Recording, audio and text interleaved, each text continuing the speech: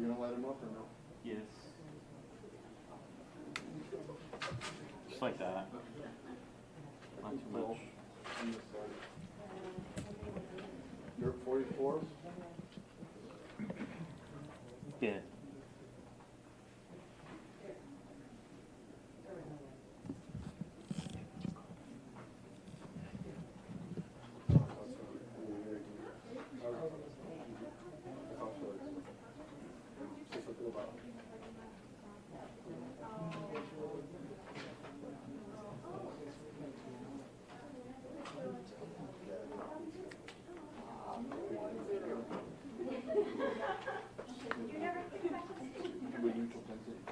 Oh, why is it so dark in here?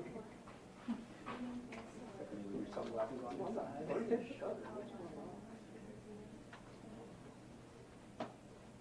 How are you? Good to you? Hi.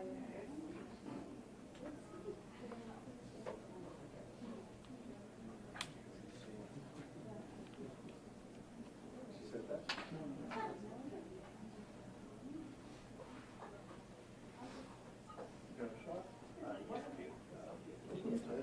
Yes, there's bills the other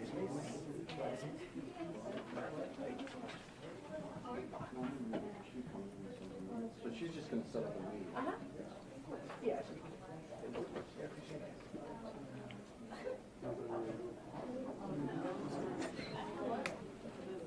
Morning, everyone.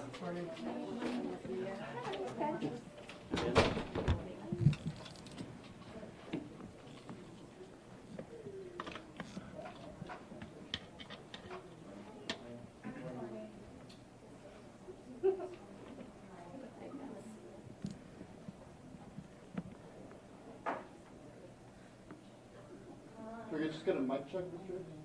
Sure. Mic check 1, 2, 3. Everyone got me? Bill Hicks, District Attorney. Okay. Everyone ready now? Rolling. Rolling. Good morning. My name is Bill Hicks. I'm your District Attorney. Thank you all for being here today. We've received numerous requests for comments, so we decided that the best way to address everyone was to have a press conference so that we could address all of your questions at the same time. On the 21st of March, there was a large group of immigrants, which you know, a large group of migrants had gathered outside of Gate 36. There's approximately 1,000 people that had gathered at one time. A group of about 425 had broken away from the larger group and had pushed through, cutting and then smashing down the Constantine wire and pushing down the barriers. When the National Guard troops had attempted to hold the line, a group of the front part of that large group attacked the National Guardsmen, causing them injuries, and then continued to push forward up to Gate 36. They were eventually taken into custody by a combination of Border Patrol, National Guardsmen, and DPS troopers. The DPS troopers and National Guardsmen were able to regain control of the scene, and the 425 people were eventually taken into custody. It was determined that a little less than that, about 326, would face, the Department of Public Safety wanted to prosecute or put charges on about 326 people. They eventually were able to make the arrest on about 221 people. The remaining individuals that they were not able to make the arrest on, some of them had been shipped out by Border Patrol to Houston. They just simply didn't have the facilities here. Border Patrol didn't to maintain all of those people. Some had already been released in the deportation process. DPS eventually made the arrest on a little over 200 people. The sheriff had, El Paso County Sheriff Richard Walls had made arrangements in the jail to accommodate up to 300 people. That wasn't necessary, as there were only about 200 people that had been arrested. Department of Public Safety made those arrests, put those people into jail. Working with our office, they had targeted 9 people that they were able to identify as the instigators, as people who did the wire cutting and who did the actual assault on the National Guardsmen. These are the people that were kind of in the front of the group that was pushing through. Those people have been identified, have been charged with felony riot and felony charges of assault on a public servant and felony charges for the combined mischief that was charged, the combined damages and charges. Those seven of the 9 people, 2 were released by Border Patrol, and the Department of Public Safety are still looking for those 2. The 7 others who were caught and were booked in the county jail have already gone before a grand jury and have been indicted. Those 7 remain in the county jail under felony indictment. Those 7 did not go before a jail magistrate for a bond reduction hearing, because once they are indicted, they go before a felony court, and the felony court does not refer to the jail magistrate for bond reduction hearings. So those 7 are proceeding in our court system under felony charges as any other individual under felony charges would proceed. We anticipate normal felony proceedings on those 7 people. The DPS proceeded with the arrest of another 100 and some odd people, 200 people, for misdemeanor riot, which is a Class B charge. The essential elements of that are that if you are knowingly participating in a group, and then that group then commits an offense, like the criminal mischief of smashing down or tearing up the Constantine wire or the fencing, then you are guilty of the actions of that group. Once you see that the group is proceeding and it is reasonably anticipated that that group is going to commit an offense, it is beholden upon you to withdraw, to exit the group. If you do not exit the group, then you are guilty for the offenses that that group participates in. So, as mentioned, the individuals in that group of 400 that participated and pushed through the wire and continued in a very cohesive group are all charged with riot, a Class B misdemeanor. Those are the individuals who were booked into the county jail starting on Friday. Some of them lasted past midnight on Friday, so technically their booking time was on Saturday. Those are the individuals who were, under our system here in El Paso, were entitled to a 48-hour bond reduction hearing. That happened on Friday. On being booked on Friday, they were entitled to a bond reduction hearing on Sunday. Judge Acosta texted me on Friday, letting me know that there was a very large number of people being booked on Friday, and that would result in a very large hearing on Sunday. Under the law, we, either side, the state or the defense, are entitled to ask for a 48-hour, if we receive notice of a hearing in less than 2 days' notice, we are allowed 3 days' notice on any hearing in court. We can ask for a reset, that we can ask for a continuance. I informed the judge that because it was Easter Sunday, that these hearings would be taking place on Easter Sunday, that because probable cause had already been found to hold all of these people, because we had a warrant. A warrant had been signed off, which was probable cause to jail all of the 200 some odd people, and because all of them had a bond that was set with the warrant being issued. And in our opinion, the state's opinion, those bonds were reasonable, because they had a bond set and because they had already had probable cause found to detain them, that it was our opinion that because we didn't need to add the staffing, we didn't need to detain, continue to have all of the extra resources poured in on Easter Sunday, that our office would ask for a reset of those hearings on Easter Sunday to move them into the week, the regular work week, so that we could attend the bond hearings during the regular work week and not tie up all of the additional resources that would be needed on Easter Sunday, to allow staff to spend time with their families and to allow the court to have a much smaller docket on Easter Sunday, so the court could continue their regular proceedings on Easter Sunday, be able to get out early. The court, in their text message to me, indicated that it would be a very long day on Easter Sunday, having all of these bond hearings. The judge replied back acknowledging my text message and saying that they would, instead of having a dual docket, which he had talked about in his text message to me, there would be a single docket and they would just call the cases in order and allowing us to have our motion to continue on each case.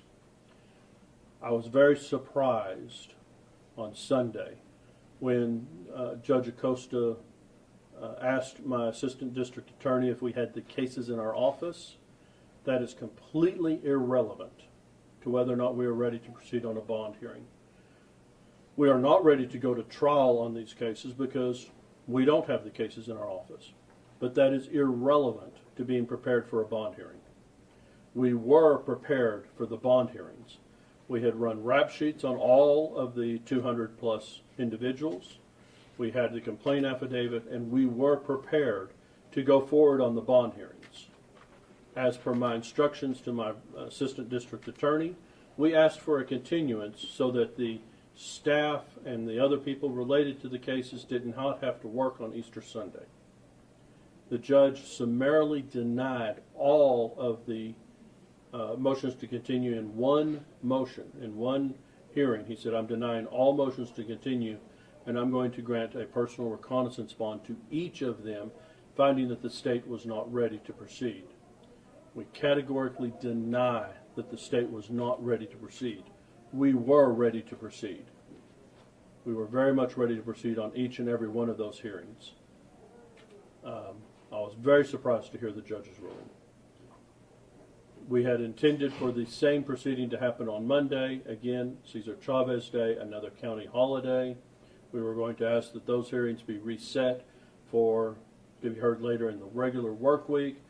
Due to the judge's ruling, we announced ready and did not ask for a continuance because we had been informed by another magistrate that the same thing was going to happen.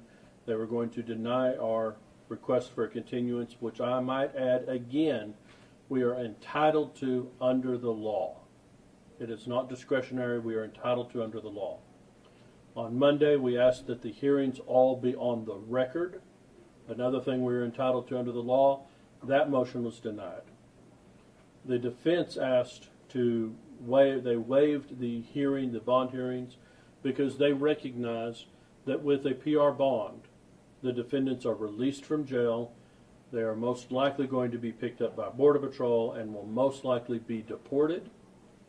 The defense does not have the opportunity to consult and collaborate with their clients in properly defending their cases. On all of the cases where the defendants are released on PR bond, the state will still be proceeding with prosecution, which means that we will be seeking we'll be filing the cases, we'll be seeking a hearing in court. The defendant will most likely not show up, so this will result in a warrant for the defendant's arrest. If the defendant comes back into Texas, into El Paso, they'll be arrested on the warrant. It's a unfortunate situation, simply made more unfortunate by the judge's ruling. Now, hopefully have summarized the situation as what has happened. I'll be glad to take questions. What conversations have you had with the public defender's office? I know they've raised a bunch of concerns about this. The only discussion I had was initially after the judge's first ruling. I informed the public defender that it was still our intention to proceed with the moving for continuance, although we had been told that that was probably going to be denied. It was after that conversation when I read the judge's statements saying that we were not prepared, which is just categorically untrue. Due to that change in circumstances, we changed our strategy. I know that the public defender believes the cases are defensible. That's fine. That's certainly their position, and we'll have to address that once we get further down in the court process. I want to emphasize that the public defender has not seen anything other than the complaint affidavit, nor have we. We don't have the cases yet in our office. All we have seen are the complaint affidavits. Yesterday, the public defender chose to waive 37 bond hearings for the migrants rather than to turn them over to federal custody for the federal charge. What is your response to that? Do you think it's a good idea for them to keep these migrants in state custody? I certainly understand why the public defender would want to do that. The first hearings that were had on Sunday, all of those migrants would have been released to Border Patrol, and then from Border Patrol, Border Patrol will do what they do, which is to process them for deportation, which takes those immigrants, those migrants, away from the public defender's ability to consult with their client. So the public defender is now left with a prosecutor coming into court and saying, we're going to prosecute these cases, and a public defender standing up and saying, I have no way to defend it because I haven't talked to my client. I don't know what my client's position is on this case. And it makes it a very difficult position for a criminal defense attorney to be left kind of holding the bag without having consulted with their client and not having seen the evidence against their client. They really can't consult with their client. So I certainly understand why they would do what they did.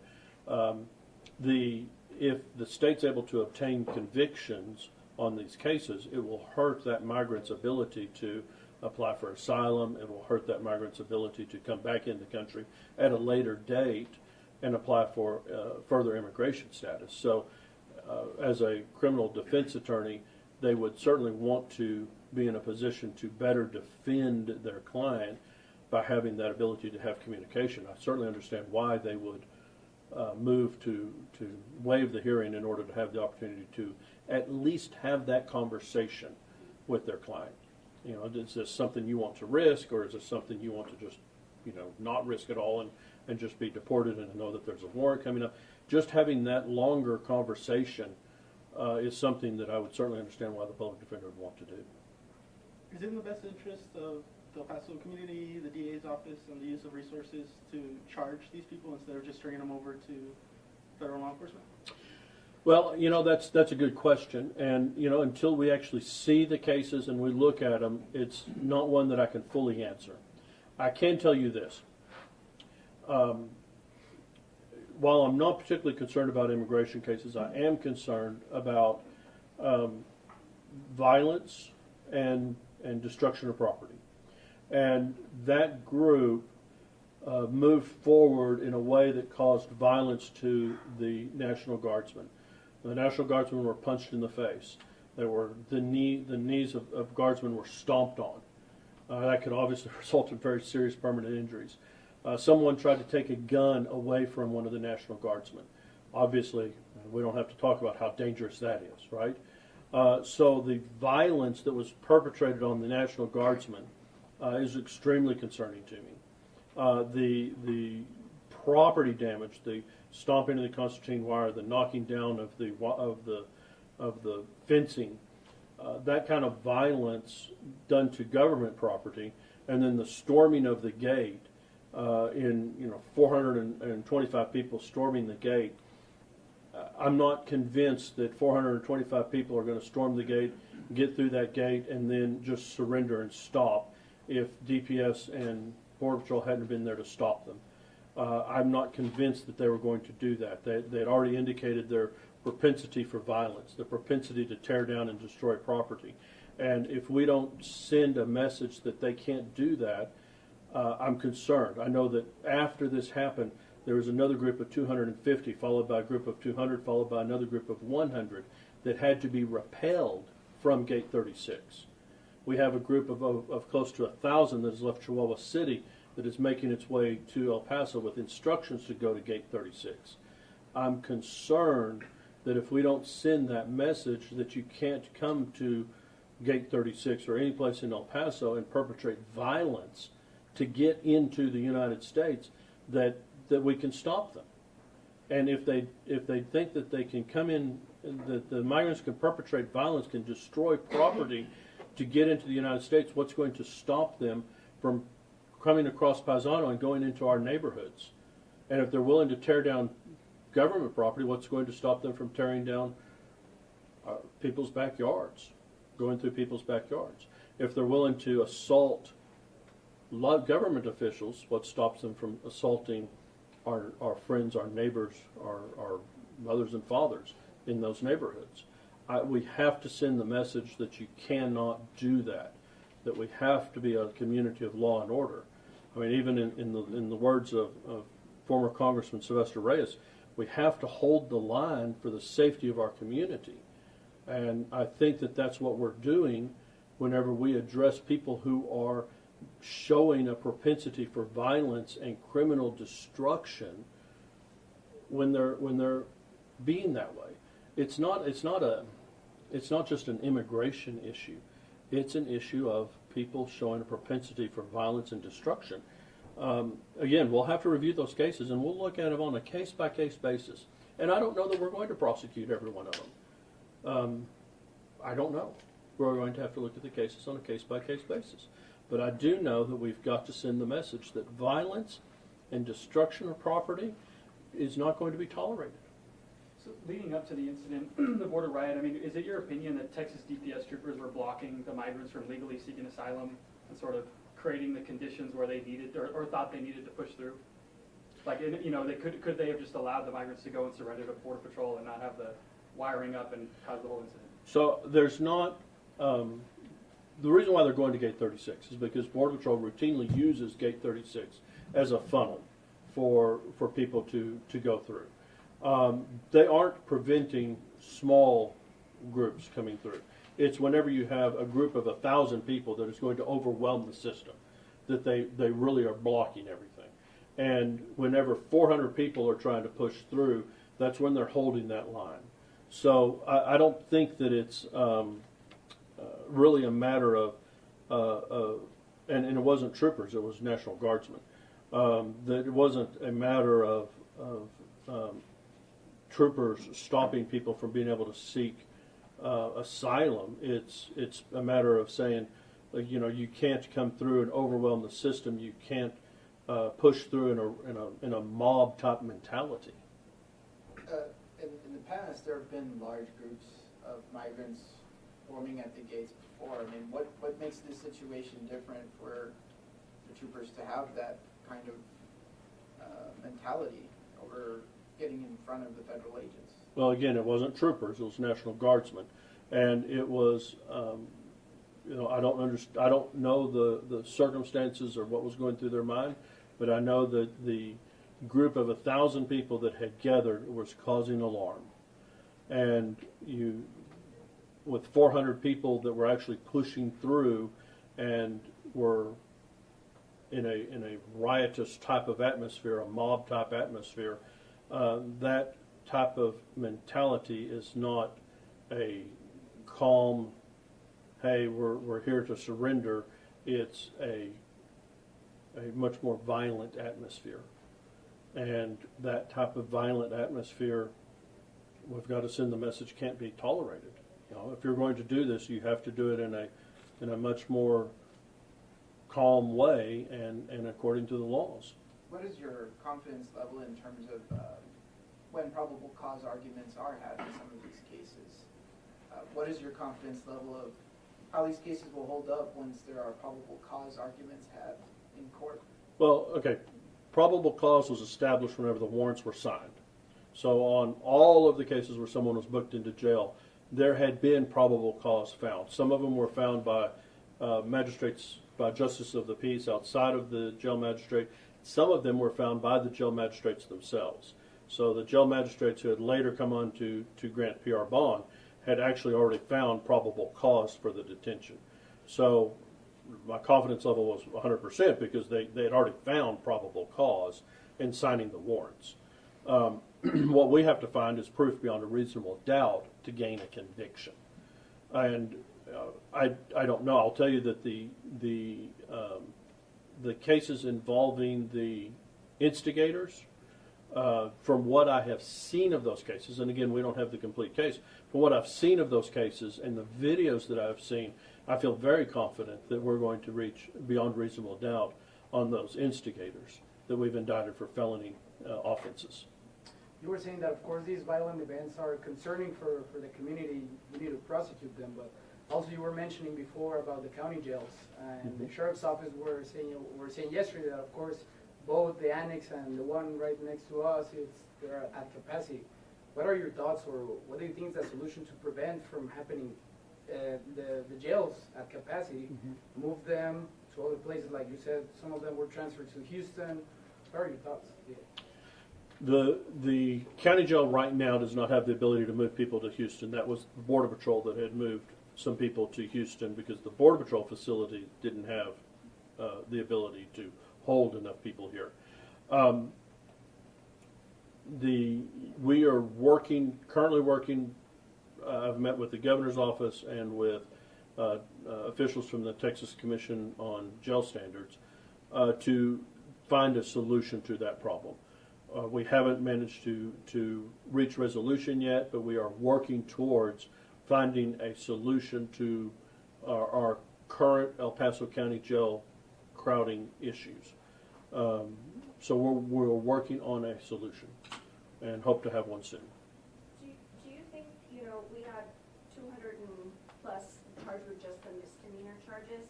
Do you feel that DPS maybe kind of picked everybody who came through at that time into this bucket of participating in a riot? Do you think that may be overreach on their part, and then kind of now you're having to deal with the after effects of it? I don't know. Like I said, we haven't seen the whole case. I can tell you that under the law, everybody that participates in that group, if you don't disengage from the group, you are guilty of the behavior of the group. So if that group is moving forward and you understand that what that group is doing, and that group is moving forward, even though you're on, say, in the middle of the group, and you don't actually trample the wire yourself, but you see what the group is doing, you are guilty of the group behavior. That's the way the riot law works. So it's a justified arrest. Now, whether or not we decide to go ahead and charge everyone within that, we're going to have to see. That's a case-by-case analysis. But the arrest is justified. It's a probable cause standard, and it's certainly a justifiable arrest because that's the way the law works.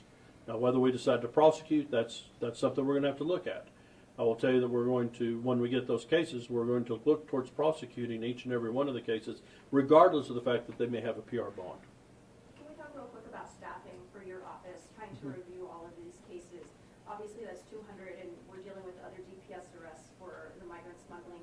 Is your office prepared to be able to review every single one of the cases that's coming in right now on all of these charges? Sure.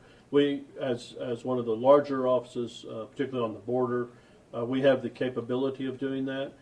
We do also have the Border Prosecution Unit, BPU, which is the coalition of prosecutors all along the border, have volunteered to assist with additional prosecution resources if needed. So this isn't going to affect your caseload and your normal cases that get filed every day? No, I don't think that. We will not sacrifice prosecution of victim-related crimes in El Paso just to address these crimes. Where do you think the miscommunication was between the judge and your office on you guys being ready to handle those cases? I don't know. Any suspicions?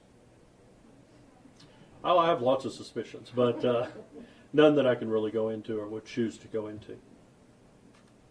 Is there concern that we're going to, as SB4, if it becomes a law, we're going to see more of these incidents on the border? Well, the intricacies with prosecuting an SB4 or Chapter 51 case, there's a lot of intricacies there. I would say that everyone who had come across in that 425 would be subject to a Chapter 51 prosecution. In the charging decision, let's say DPS had arrested all of them for riot plus a Chapter 51 violation. As a prosecution decision, we may choose to prosecute under the easiest one to prosecute under and under the more tried and true law versus a new and constitutionally questionable law. So while it's potentially a Chapter 51 violation and a prosecutorial decision making, we would probably choose to prosecute under riot versus Chapter 51 because it's been on the books since the 1970s, and it's a very solid law versus Chapter 51, which certainly has constitutional challenges. And there's also different intricacies involved with Chapter 51 that make it a little bit more difficult to prosecute. And then the people who were released on bond or on PR bond, the chances of you guys finding them aren't very good, or what's your hope for those? Let's say if on a case-by-case analysis we decide to file on all of them or most of them or whatever, we would go through the process. There's a lengthy process involved to actually get a warrant issued for their failure to show up to court. Then it's a matter of whether or not they actually show up at some point down the road. And if they show up in El Paso County down the road, they would be picked up on that warrant and would be brought into jail, and then we'd start the actual court process at that point. So as far as you're aware, they've just been taken back to Border Patrol, right? Or I have been told that they had detainers on them. I have not verified that, so I can't verify for you that they were detained. But I was told that Border Patrol had a detainer on all of them, so all of them would have fallen into Border Patrol custody and then actually been deported. When they came into DPS custody, they had finished the deportation process with Border Patrol and were ready to be deported. And then that's when they fell into DPS custody, and now so they should actually have been very quickly deported. But I can't verify that for you. there's been no conversation with BP about holding them in ICE detention or, there's some other facility? They would, There's been for pretrial detention on state charges, we can't cross over to federal custody or federal detention facilities because wherever they are housed, it has to be in a facility which has been licensed by the Texas Commission on Jail Standards. So if we house them in FCI Latuna, for example, FCI Latuna would first have to agree to house pretrial Texas inmates, and then the Texas Commission on Jail Standards would have to go out there and certify them, which is a process whenever you have a federal agency agreeing to meet Texas state standards and, federal agencies. So that's a little more difficult than getting the Texas Commission on Jail Standards to certify, for example, West Texas, which is a private facility. Would be easier to say, okay, to get you up to Texas Commission on Jail Standards, you have to do A, B, and C, which is a private company. It would be much easier for them to make those changes. Okay, thank you. That's all the time we have, folks. We have to cut it short, sorry. Can I ask one more question? Sorry. Is there any concern for any possible civil rights violations on these folks if they get deported and aren't able to defend themselves in court? That would not be a civil rights violation, no. It would be because the criminal charges had not been adjudicated. So they were arrested under a probable cause warrant, which had been signed. So there's not a civil rights violation there. The warrant being issued for their failure to appear in court, they were able to be picked up at a later date to defend that warrant. They're still not prosecuted. They don't have a conviction. Well, right. They would be able to. They're not convicted of the offense. They just are being picked up on the warrant to come into court at that point. All right. Thank you, everyone. Thank you.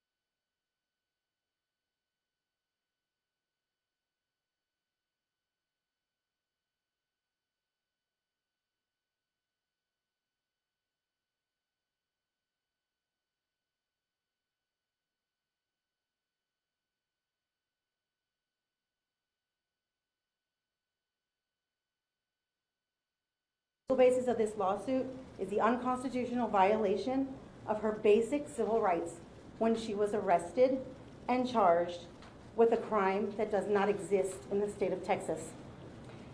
The state of Texas law with regards to murder specifically states, and I'm quoting from section 1906 of the Texas Penal Code, this chapter does not apply to the death of an unborn child if the conduct charged is conduct committed by a mother of the unborn child. In January of 2022, 26-year-old Lizette Gonzalez made a deeply personal and difficult decision regarding her pregnancy.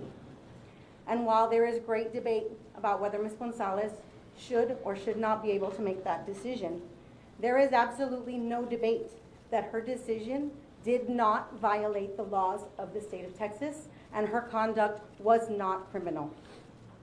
Ms. Gonzalez was targeted, she was prosecuted, and she was persecuted by the district attorney in Starr County, his assistant, and the county of Starr. We don't know whether it was for personal reasons or political reasons, but their actions cannot be characterized and will not be characterized simply as a mistake. Ms. Martinez will tell you a little bit about Ms. Gonzalez and her ordeal.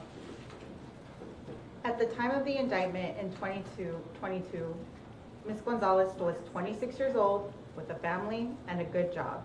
She had absolutely no criminal history and had never in her imagination even considered being arrested and spending time in jail. But that all changed in April of 2022 when she was arrested without warning. She was told that she was going to be charged with murder and her bond was set at $500,000. She was confused, scared, angry, and the 3 days that she spent in the Starr County Jail were complete misery. It took such a toll on her physical and mental health that Ms. Gonzalez had to be transported to the hospital in the emergency room for hyperventilation and shortness of breath on her second day at the county jail.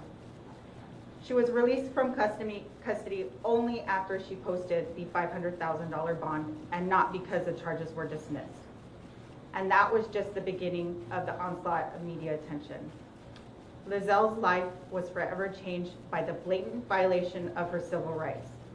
Today, we're talking about Lizelle. Tomorrow, it could be you or someone you love. We will not sit on the sidelines and allow this abuse of power to continue. With regard to the status of the litigation, the lawsuit was filed on March 28, 2024. It is in federal court.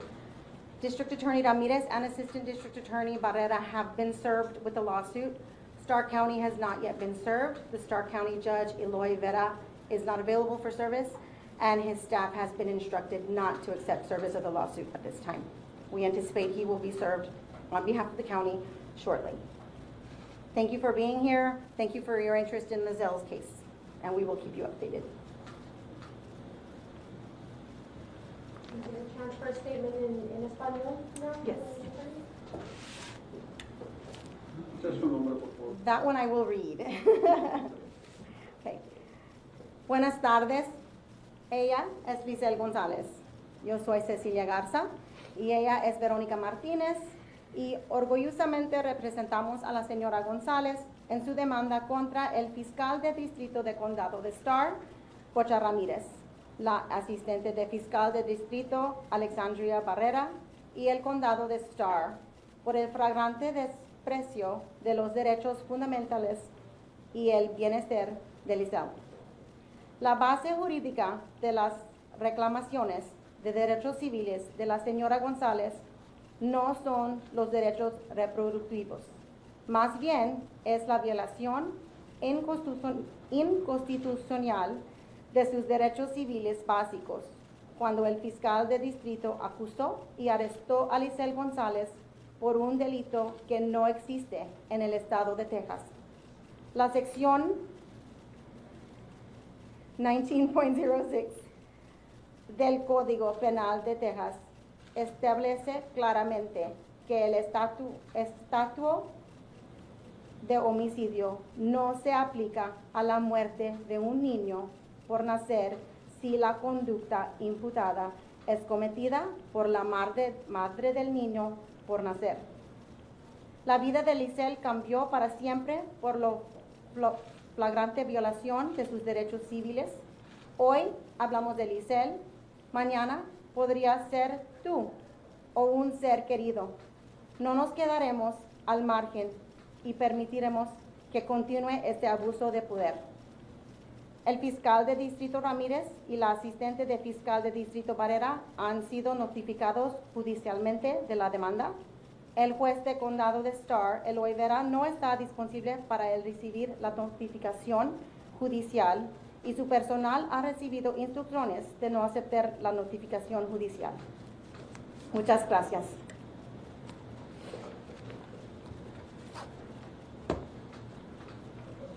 ¿Va a hacer un statement la señorita? No. Not today. Thank you. Thank you.